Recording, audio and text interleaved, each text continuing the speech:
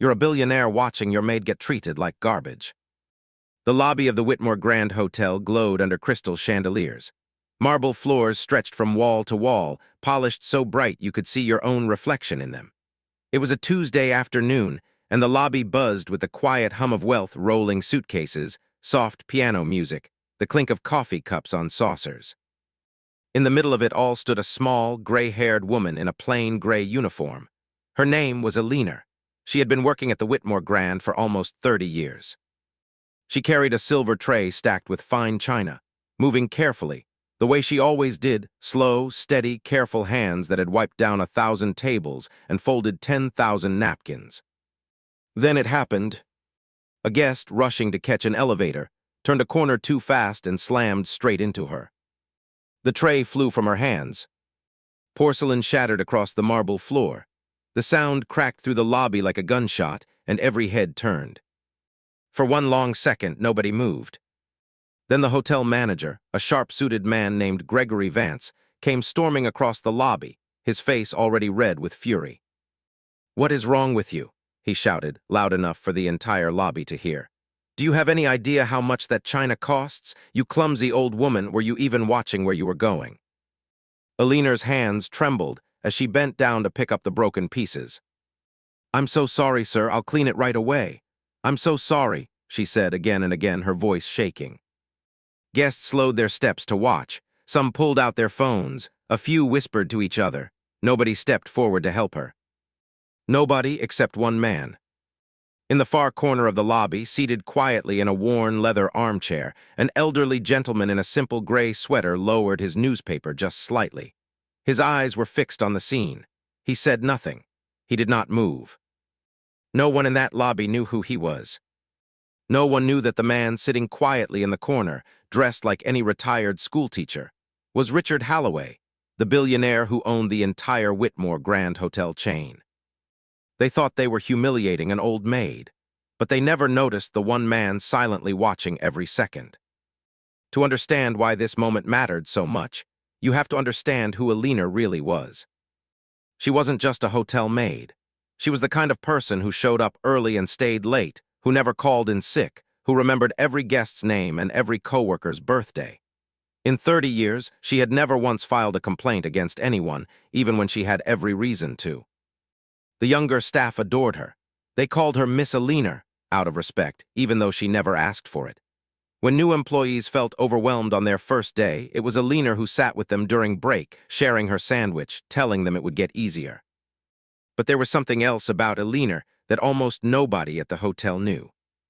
22 years earlier, Richard Halloway had not been a billionaire. He had been a broke, exhausted young man who had just lost his mother, lost his job, and was sleeping in his car in the hotel parking lot because he had nowhere else to go. Eleanor found him one cold night, shivering behind the building. She didn't call security. She didn't report him. She brought him a blanket and a cup of hot coffee, and she sat with him for an hour, listening to him talk about his mother, about his failed business, about how he didn't know if he could keep going.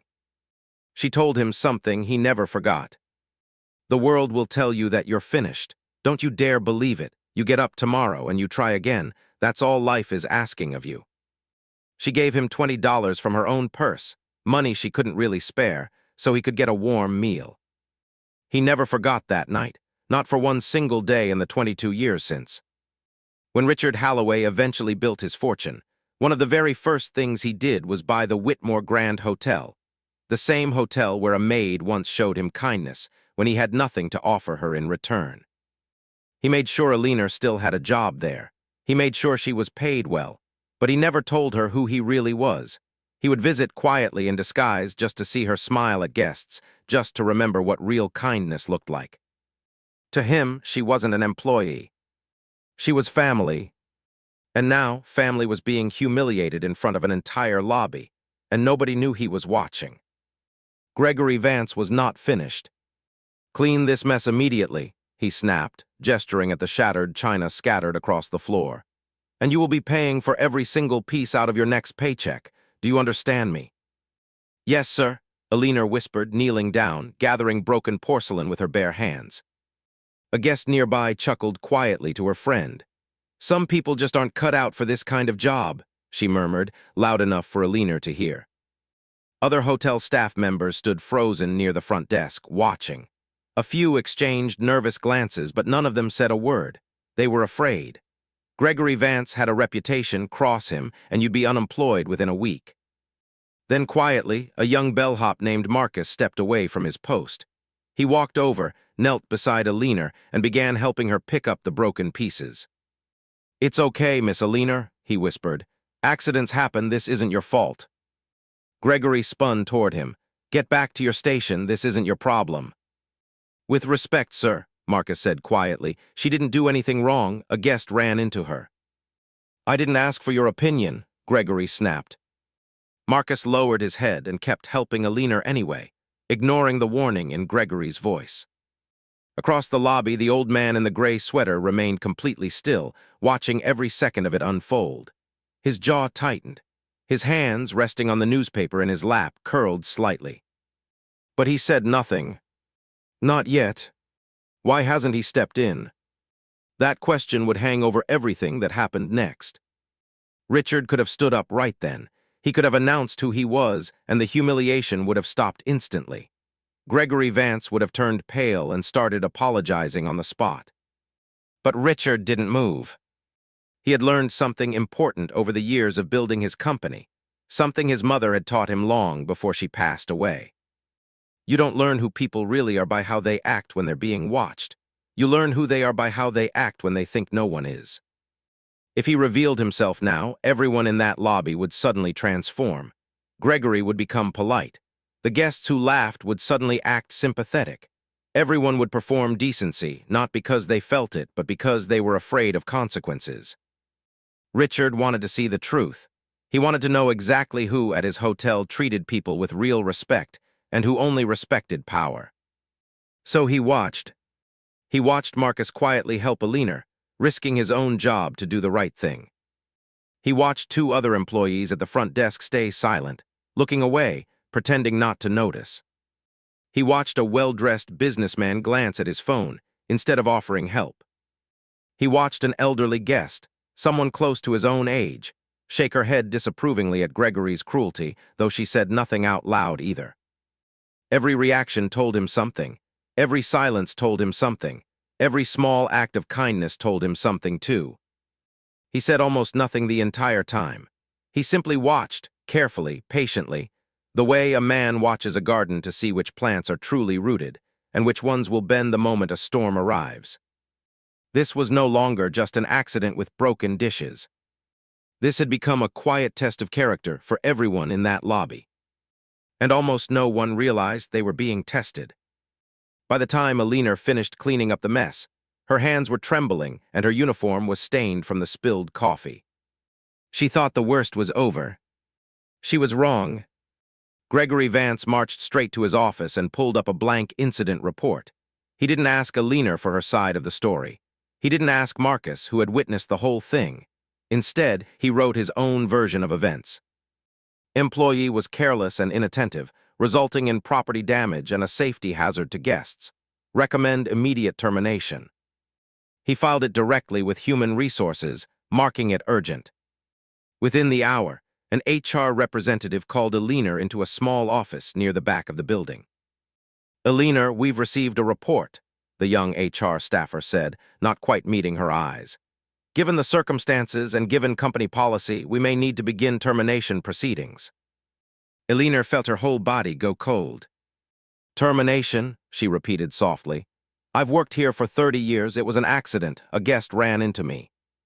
"I understand," the staffer said, "but Mr. Vance's report doesn't mention that. I'm sorry, Eleanor. This is above my pay grade."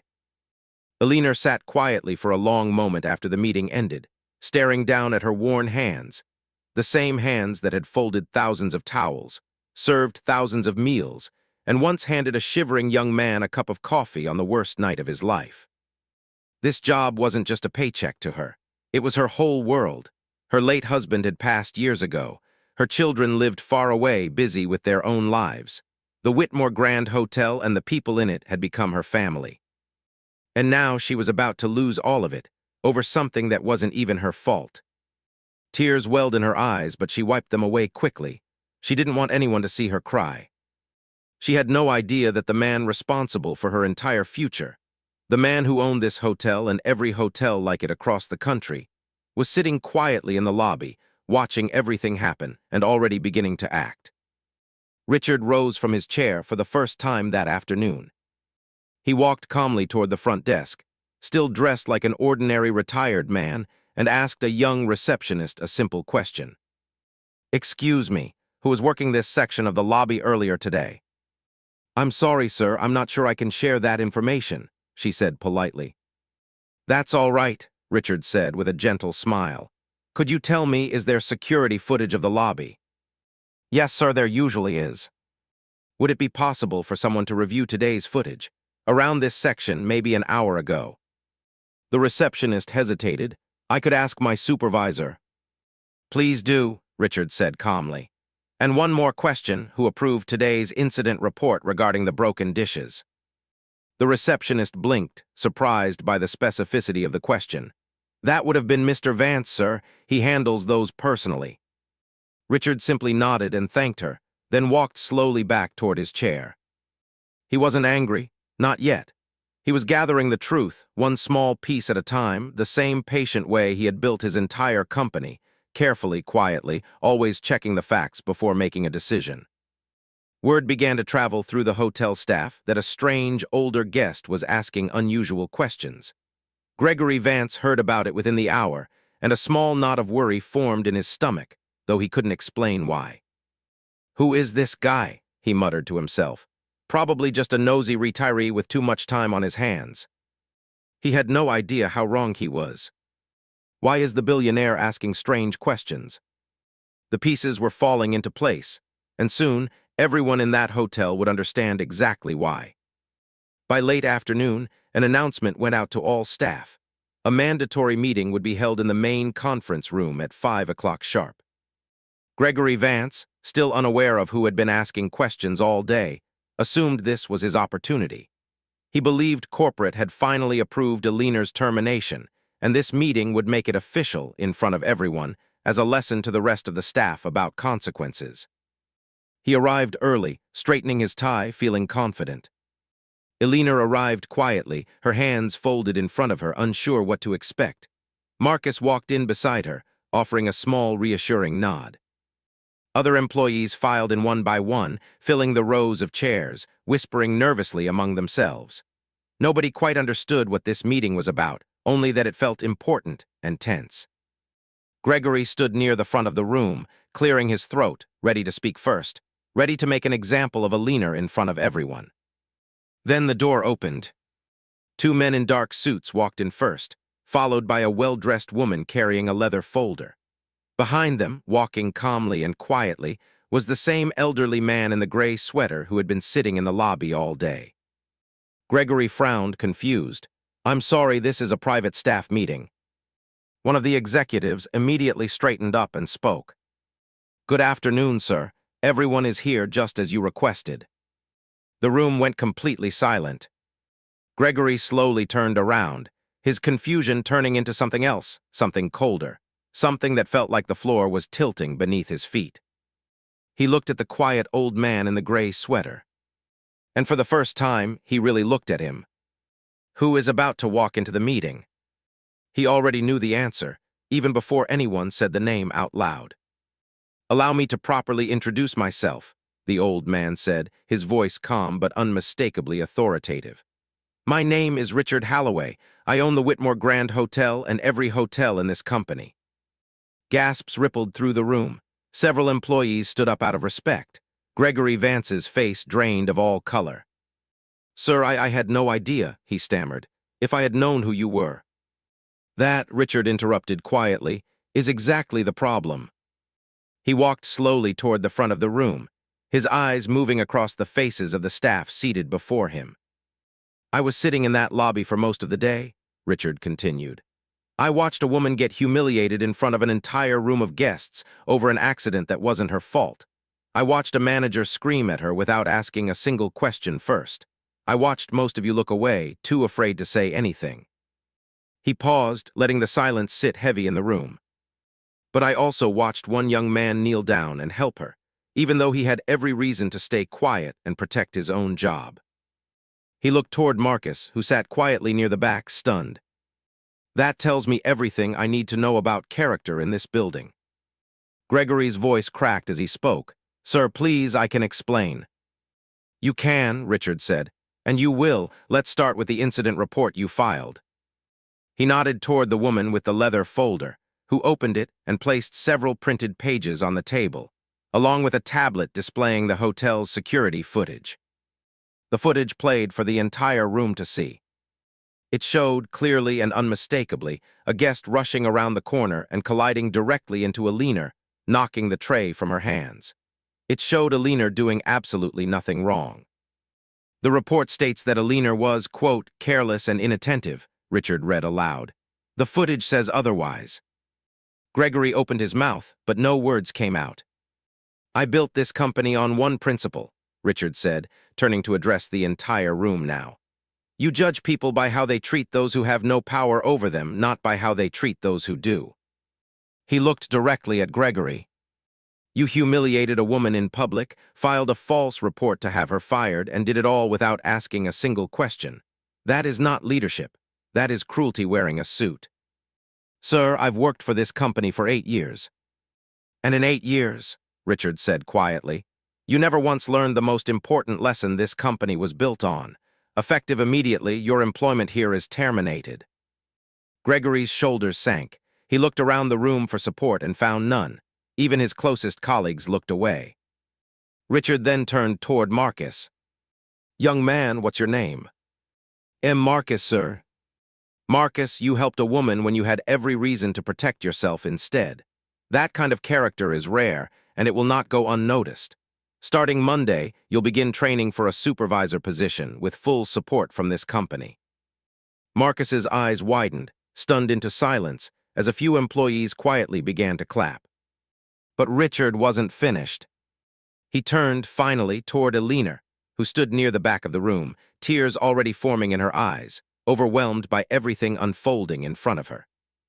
Everyone in that room expected the moment to end there, with punishment delivered, with justice served, with the guilty party removed. But Richard walked past the desk, past the executives, past Gregory Vance still standing frozen near the front of the room. He walked directly to Eleanor. She looked up at him, confused, still not fully understanding why the owner of the entire hotel chain was walking toward her. Eleanor, Richard said softly, his voice suddenly different, gentler, almost breaking. 22 years ago, a broke young man was sitting behind this building with nowhere to go. He had lost everything. He didn't believe he had anything left to offer the world. Eleanor's eyes slowly widened. A kind woman brought him a blanket and a cup of coffee. She sat with him for an hour and told him that the world would say he was finished, but he shouldn't believe it. She gave him $20 from her own purse, money she could barely spare. Tears began sliding down Eleanor's cheeks. That young man never forgot her kindness, not for a single day in 22 years. Richard, Eleanor whispered, her voice trembling, that was you. That was me, he said, gently taking her hand and helping her stand a little straighter. You saved my life that night, Eleanor, not with money, with dignity. You treated me like I still mattered when I didn't believe I did anymore. The room had gone completely silent. Several employees were wiping their own eyes. The greatest mistake made today, Richard said, turning to address the whole room one final time, wasn't a dropped tray. It was forgetting how to treat another human being with dignity. Eleanor never forgot that lesson. It's time the rest of us relearned it. Richard gently walked Eleanor out of the conference room, his hand resting supportively at her elbow, as the rest of the staff rose respectfully from their chairs. One by one, quietly, several employees who had stayed silent earlier approached Eleanor in the hallway, offering soft apologies for not stepping in sooner. Marcus received his official promotion the following Monday, exactly as promised, and within the year he had become one of the most respected supervisors in the entire hotel chain. Eleanor was never asked to pay for the broken dishes. Instead, Richard personally arranged for her to receive a lifetime pension, along with a standing invitation to work exactly as much, or as little, as she wanted for as long as she wished. She chose to keep working, 3 days a week greeting guests with the same warm smile she always had. But now, everyone at the Whitmore Grand Hotel knew exactly who she was, not just a maid, but the woman who had once saved the life of the man who owned it all. As Eleanor walked out of the hotel that evening, tears were still in her eyes. But this time, they weren't tears of humiliation. They were tears of gratitude, for a kindness she had given so long ago, finally returned in full, at the exact moment she needed it most. True wealth is never measured by what you own. It is measured by how you treat those who can offer you nothing in return.